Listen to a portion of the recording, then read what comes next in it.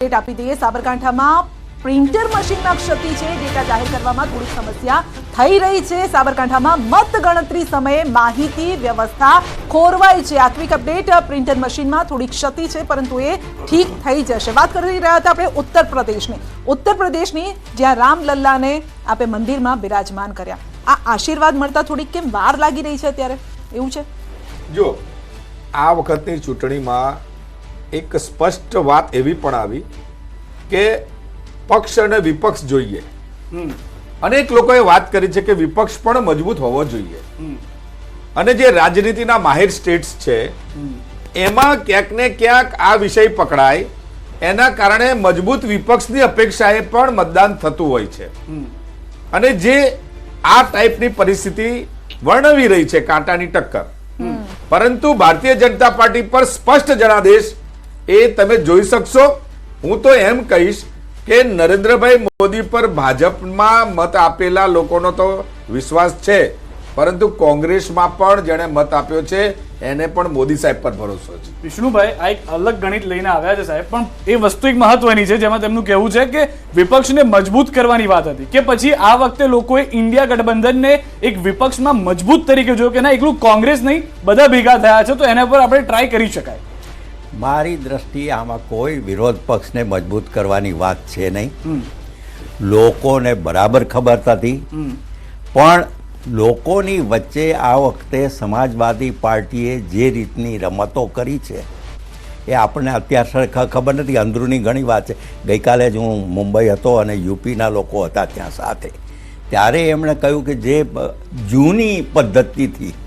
જૂની પદ્ધતિમાં બધું ઘણું આવે, બેન કે છે એવા શબ્દો હું નહીં વાપરું, પણ એ બધું મેળવીને એક કાસ્ટિઝમ ઊભું કર્યું છે અને જાતિવાદ, મુસ્લિમ વત્તા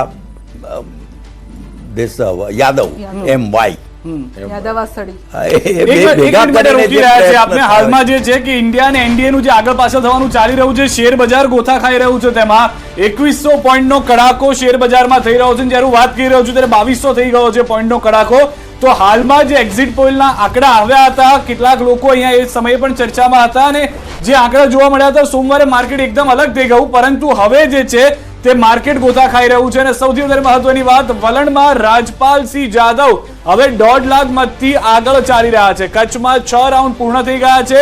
વિનોદ ચાવડા આગળ ચાલી રહ્યા છે। વિનોદ ચાવડા 31,000 મતની લીડથી વધુ આગળ ચાલી રહ્યા હોવાની જાણકારી મળી રહી છે અને પંચમહાલથી સતત જે લીડ છે તે વધારતા ભાજપના ઉમેદવાર જોવા મળી રહ્યા છે। જામનગરમાં પણ લીડ વધી ગઈ છે, 45,000નો આંકડો જે જાણકારી છે તે પ્રમાણે આવ્યો છે। દીવ દમણ બેઠક ત્રીજા રાઉન્ડના અંતે અપક્ષ ઉમેશભાઈ બાબુભાઈ પટેલ 5,517 મતથી આગળ ચાલી રહ્યા છે। રાજકોટની અંદર રૂપાલાની લીડ 2.5 લાખની થઈ ચૂકી છે। બિલકુલ, આ સાથે હજુ સતત એક બેઠક પર કોંગ્રેસ જે આગળ ચાલી રહી છે એ જોવાનું રહેશે કે કઈ બેઠક છે સતત જે આગળ ચાલી રહી છે। શું એ સાબરકાંઠા બેઠક છે, બનાસકાંઠા બેઠક છે, કઈ એ બેઠક છે એ પણ જોવાનું રહેશે। ગુજરાતમાં 3 સીટ પર ભારે રસાકસી હજુ પણ જોવા મળી રહી છે। સવારથી આપણે જોઈ રહ્યા છે જેમાંની બેઠક છે પાટણ, જે આ પાટણ બેઠકની આપણે વાત કરી રહ્યા છે એ બેઠક આ એક એવી બેઠક છે જ્યાં યાદ છે મેં પહેલા જ વાત કરી હતી સવારમાં પણ કે આ બેઠક પર કેટલાક પાટીદારો એકઠા થયા હતા અને તેમણે પાટીદાર અનામત આંદોલન સમયે જે ચહેરા હતા એમાંથી એક હતા અને તેમણે શપથ લેવડાવ્યા હતા કે આ વખતે બીજેપીને જાકારો આપવાનો છે, કોંગ્રેસને જીતાડવાની છે। શું એ પાટીદારોએ કોંગ્રેસ તરફી મત આપ્યા છે કે શું? યુપીના પરિણામથી, એટલે કે યુપીના રુઝાન, જે પરિણામ નહીં રૂઝાન આપણે લખવું પડશે, યુપીના જે રૂઝાન સામે આવી રહ્યા છે તેનાથી ભલભલાના શ્વાસ અદ્ધર થઈ ગયા છે। યુપીમાં એસપી 34 મતથી આગળ, જી હા 34, યુપીમાં કોંગ્રેસ 8 બેઠક પર મત નહીં પરંતુ બેઠક આપણે લખીશું કે જે રાયબરેલીથી રાહુલ ગાંધી 50,000 મતથી આગળ, બંને બેઠક પરથી રાહુલ ગાંધી આગળ ચાલી રહ્યા હતા, રાયબરેલી અને વાયનાડ। વધુ એક મહત્વની જાણકારી એ પણ છે કે અયોધ્યાથી એસપી આગળ ચાલી રહ્યું છે। અહીંયા આગળ ચોંકાવનારી વાત એ છે કે જ્યાં આગળ રામ મંદિરની વાત થઈ, રામલલ્લા બિરાજમાન થયા, યુપીમાં એસપી 34 બેઠક પર, યુપીમાં કોંગ્રેસ 8 બેઠક પર। કોંગ્રેસને જતું કરવું કોંગ્રેસ માટે યુપીમાં સફળતાપૂર્વક રહ્યું હોય તેવું હાલમાં લાગી રહ્યું છે। હજી સુધી એકેના પરિણામ નથી આવ્યા. આ વલણ છે ક્ષત્રિય આંદોલનના એપિસેન્ટર રાજકોટથી પણ મોટા સમાચાર કે જેમાં રૂપાલા જે છે તે સતત આગળ ચાલી રહ્યા છે. લીડ જે છે તો તેમની સતત વધી રહી છે. 2.5 લાખની લીડ, 1,72,000 મતથી વધુ મતથી તેઓ આગળ ચાલતા જોવા મળી રહ્યા છે. અહીંયા પણ લીડ જે છે તે ખૂબ જ મોટી થતી જોવા મળી રહી છે. પંડ્યા સાહેબ, એ જ વાત કે એક તરફ યુપીના કંઈક અલગ આંકડા વિચાર્યા હતા, તેના બદલે રાજકોટની અંદર જે આંકડા વિચાર્યા હતા બધું બદલાઈ રહ્યું છે. ગુજરાતનું સમીકરણ જે વિચાર્યું હતું તે બદલાઈ ગયું, યુપીનું સમીકરણ જે વિચાર્યું હતું તે બદલાઈ ગયું છે. એ રાજકોટમાં આપણે કઈ વલણ બદલાયું નથી, આ જ થવાનું હતું.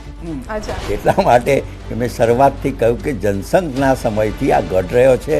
કાર્યકર્તા મજબૂત છે આખા જિલ્લામાં. ચીમનભાઈ શુક્લથી માંડીને હરિસિંહ ગોહિલ અને આ 3 ચીફ મિનિસ્ટરો આ એક સાથે રાજકોટે આપ્યા છે. એટલે રાજકોટનો કાર્યકર્તા બિલકુલ મજબૂત છે અને બીજી કોઈ અસર નથી થતી. અચ્છા. અને ત્યાંનો ક્ષત્રિય મતદાર પણ રૂપાલાને મત આપ્યો હોય એવી સંભાવના છે. બિલકુલ બિલકુલ.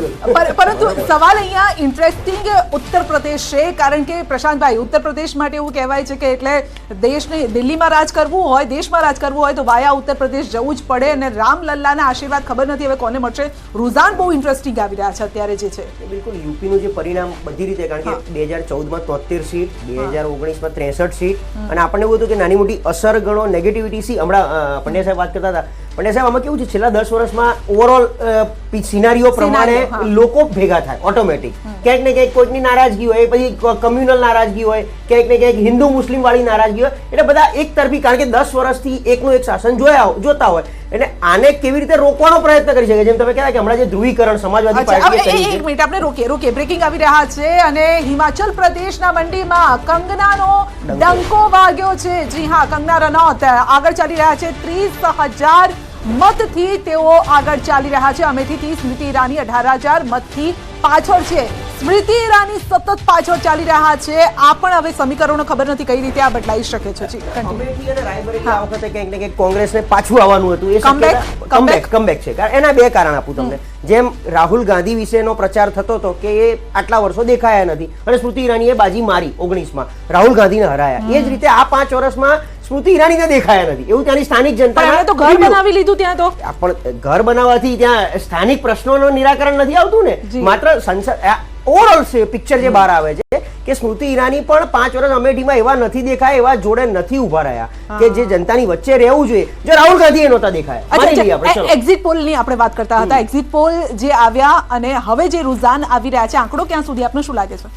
આઈ થિંક એક્ઝિટ પોલના દિવસો પણ આપણે જોડે હતા અને ત્યારે આપણે વાત થતી હતી કે 325 એનડીએ ક્રોસ ન કરી શકે ઓવરઓલ. અને આપણે જે હમણાં વાત થઈ, મજબૂત વિપક્ષની જરૂર છે. કદાચ આ જો 353ની સીટ પણ જનતાએ જ આપી હતી ગઈ વખતે, 303 સીટ બીજેપીને પણ જનતાએ જ આપી હતી. તો આ વખતે જનતા જ નક્કી કરી રહી છે. અને ઓવરઓલ બેલેન્સિંગ જે થઈ રહ્યું છે બહુ બધા રીઝનથી થઈ રહ્યું છે. એવું નથી. હા, મોદી સાહેબ એનડીએના કામ બોલે છે અને એ કામના હિસાબે આમ જોઈએ તો બીજેપીએ કયા દિવસે 272 સ્પષ્ટ બહુમતીથી મોદી સાહેબ આવ્યા પછી બનાવી છે, જ્યારે બનાવી છે ત્યારે.